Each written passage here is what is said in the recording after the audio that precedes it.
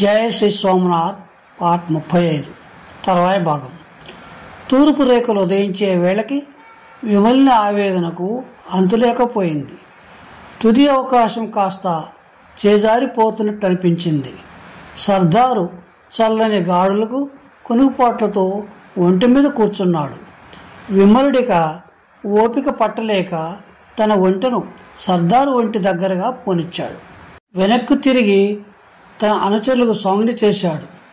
వెంటనే కత్తి దూసి మహావేగంతో సర్దారుపై విసిరాడు. విమలుడు దిగ్భ్రమ చెందాడు. మేలుకుని ఓరకన్నులతో విమలుని చూస్తూనే ఉన్నాడు సర్దారు. అతని కత్తి మన విమలిని గుండె కానించి ఉంది. ముసలాడు దీనికి సిద్ధంగా ఉన్నట్లుగానే ఉంది.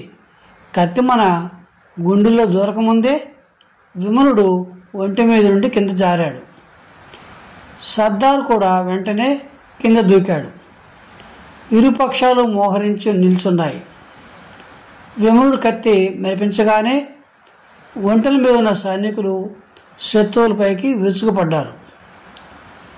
కొన్ని కత్తులు తలతలమని మెరుస్తూ రవ్వలు రాల్చాయి. కొన్ని బాణాలు గుండెలను చీల్చాయి. కొన్ని ఒంటెలు భయపడి పారిపోయాయి. ఆహాకారాలు చెలరేగాయి. నలువైపులా కత్తి యుద్ధం ఆరంభమైంది. విమలుణ్ణి 3 సర్దారు సైనికులు చుట్టుముట్టారు.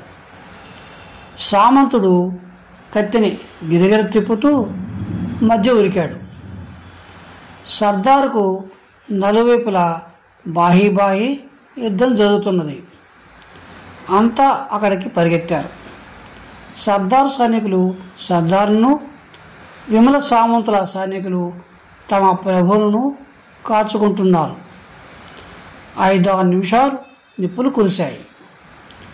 4-5 గాయాలతో పడిపోయారు. కోమలంగా కనిపించే విమలుడు మహా చాకచక్యంతో కత్తిని మెరిపిస్తున్నాడు. చౌహాన్ వీరకేసరి సింహగర్జనతో రక్తదారులు కురిపిస్తూ నలువైపులా విచ్చలవిడిగా విహరిస్తున్నాడు. సర్దార్ కళ్ళు ఒక్క క్షణం మైకంతో మూసుకుపోయాయి. తీరా కళ్ళు తెరిచి చూసేసరికి విమలుడు దగ్గరే యుద్ధం చేస్తూ కనిపించాడు. కళ్ళు మూతలు పడుతున్నా పెదవులు బిగించి బలాన్ని యావత్తూ సమీకరించి ఒక చేతి మీద కూర్చొని రెండవ చేత్తో దగ్గరే పడి ఉన్న కత్తిని తీసుకుని విసరడానికి చేయెత్తాడు. అది సామంతుని కండ్ల పడ్డది. భయంకరంగా గర్జించి ఒక్క గంతులో సర్దారుపై పడి అతన్ని ముక్కలుగా నరికాడు. సర్దారు శరీరం నుండి రక్తం వరదలై పారింది. కడసారి శ్వాస పీల్చి విడిచాడు. సామంతుని గర్జన అందరి దృష్టిని అటువైపు ఆకర్షించింది. సర్దారు చావటం చూచి అతని మనుషులు ప్రాణాలు బిగబట్టుకొని పరిగెత్తారు. భేష్, చౌహాన్ వీరా భేష్! ప్రాణదాతకు విమలుడు ధన్యవాదాలు అర్పించారు. సామంతం చూపులు ఇంకా సర్దారుపైనే ఉన్నాయి. దేవ విద్వేషులంతా ఇలాగే చస్తారు అంటూ విజేతకు తగ్గినట్టుగా సర్దారు నడుమున వేలాడుతున్న రత్నాలు పొదిగిన పిడికత్తిని తీసుకున్నాడు నవ్వుతూ. వాక్పతరాజు పంపిన సందేశం ఇక్కడే మట్టిలో కలిసింది అన్నాడు విమలుడు. సర్దారు సైనికులు 9 మంది మరణించారు. 3 పట్టుపడ్డారు. విమల సామంతుల సైనికులు 7 చనిపోయారు. 4 గాయపడగా వారిద్దరితో చేరి 4 సురక్షితంగా ఉన్నారు. సామంతుడు తన దారిన తాను పోతానని తొందర చేశాడు. చౌహాన్ వీరా, నాకు ప్రాణదానం చేశావు నీవు.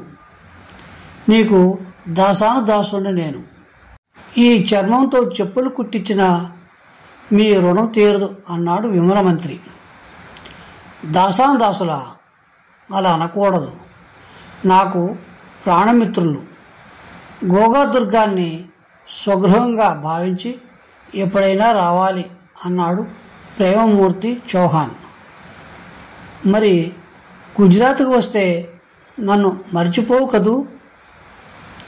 ఇద్దరు ఒండ్రులను కౌగిలించుకొని తర్వాత తమ తమ మార్గాలలో వెళ్ళిపోయారు.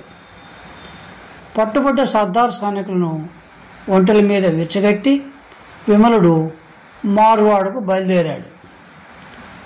బందీలైన సర్దార్ సైనికులు గజనీ మహమ్మద్ సైన్య సమాచారాలు చెబుతుంటే విమలుని విచారం మరింత అధికమైంది.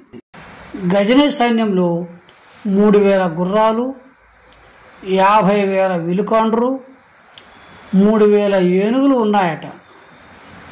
30,000 ఒంటెల మీద నిడి తిత్తులు వేశారట.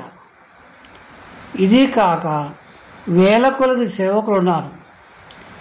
దేశాలు దోచడమే వృత్తిగా పెట్టుకున్న ఒక దుష్టుని మహాభయంకరమైన సేన సముద్రం అది.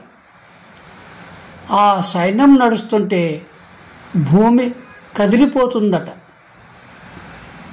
ఆ యుద్ధభేదీలు నినాదాలకు ఆకాశం దద్దరిల్లుతుంటుంది. విమలుడిదంతా విని దిగులు పడ్డాడు. మొదట ఇదంతా ఊహాగానం అనుకొని నవ్వాడు. కానీ అతని గుండెల్లో ప్రవేశించిన భయం క్రమేపీ బలపడింది. సశేషం.